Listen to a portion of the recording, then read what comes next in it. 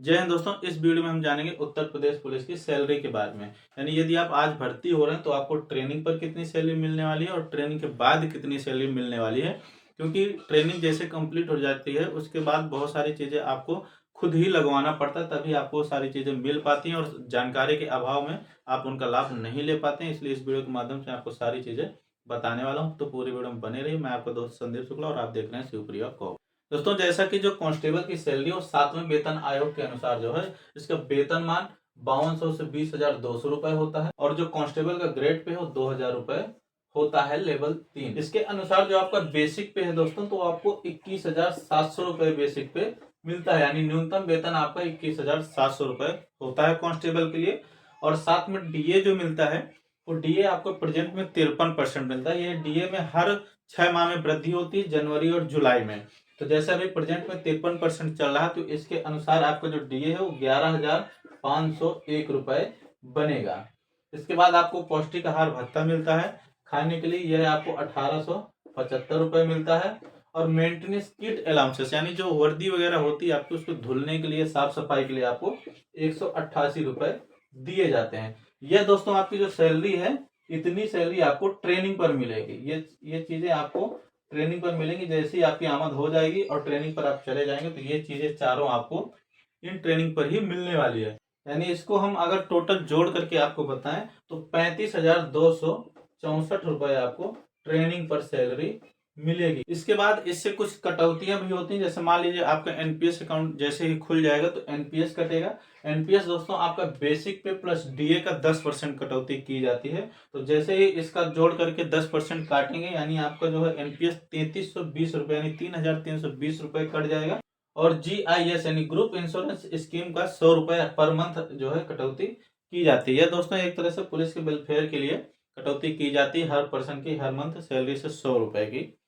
तो ये हो गया और एनपीएस हो गया। यदि इन दोनों को जोड़ करके और आपकी जो टोटल सैलरी इसे घटा देंगे तो आपको ट्रेनिंग पर 31,844 रुपए प्रारंभिक सैलरी मिलेगी। ये जैसे आप भर्ती हो जाएंगे और यदि आपका एनपीएस तुरंत कटने लग रहा है तो फिर आपको ये सैलरी 31,844 रुपए मिलेगी। और यदि एनपीएस नहीं कट रहा तो आपको 35,264 रुपए, जिसमें से 100 रुपए आपका जीआईएस का कट जाएगा, तो 35,164 रुपए आपको ट्रेनिंग पर सैलरी मिलेगी।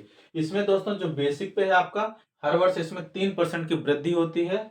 यानी 21,700 आपका प्रारंभिक रहेगा और हर जो आपका भर्ती के बाद जनवरी या जुलाई जो भी पड़ेगा उस अनुसार आपका जो है इसमें 3% की वृद्धि होती रहेगी। और डीए हर जनवरी और जुलाई में 3 से लगभग 4% तक की इसमें भी वृद्धि होती है।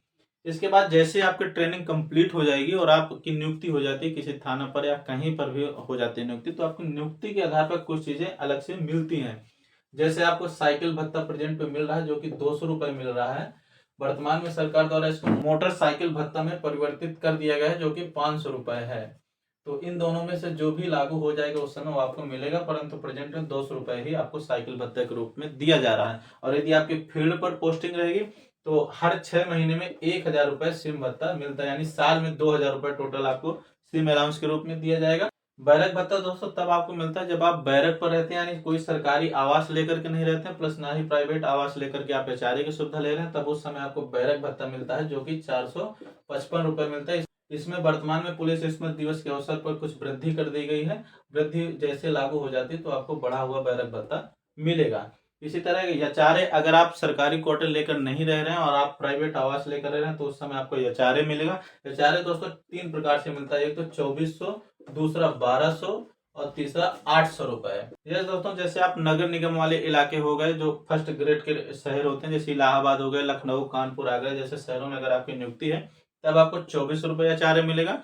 अन्य सभी जनपद में अगर आपकी शहरी इलाके में पोस्टिंग है तो आपको 1200 रुपए एचआरए मिलेगा और देहात इलाके में पोस्टिंग तो आपको 800 रुपए एचआरए मिलता है। तो ये चीजें आपको कुछ अलग रूप से हो गई। इसके बाद कुछ और अतिरिक्त सैलरी के रूप में चीजें आपको दी जाती हैं, तो उसके बारे में बात कर लेते हैं। जैसे कोई भी त्योहार होता है, गस्टेड अवकाश होता है, तो उस समय पुलिस की ड्यूटियां बढ़ जाती हैं या फिर आपको लगातार करना ही पड़ता है, आपकी छुट्टियां नहीं होती है। इसके एवज में आपको 13वां वेतन मिलता है जो कि बेसिक पे प्लस डीए दिया जाता है। क्योंकि ये चीजें तो आपको हर मंथ दी जा रही ना, तो उस इसके बाद जो आपकी अतिरिक्त सैलरी वो सिर्फ आपका बेसिक पे प्लस डीए आपको 13वें महीने के रूप में मिलता है जो कि मार्च महीने में दिया जाता है। इसके अलावा आपको दीपावली बोनस हर वर्ष मिलता है। यदि आपके साल में कोई भी आइडेंटिटी नहीं है, आपका सब कुछ क्लियर है, आपका रोल एकदम सही है, तो फिर आपको दीपावली बोनस मिलता है, जो कि वर्तमान में 6908 रुपये मिलता है, यानी 6908 रुपये आपको दीपावली बोनस के रूप में मिलता है। और हर वर्ष आपको वर्दी अलाउंस का दिया जाता है, जो कि 3000 रुपये मिलता है। इसमें भी वृद्धि हो गई है,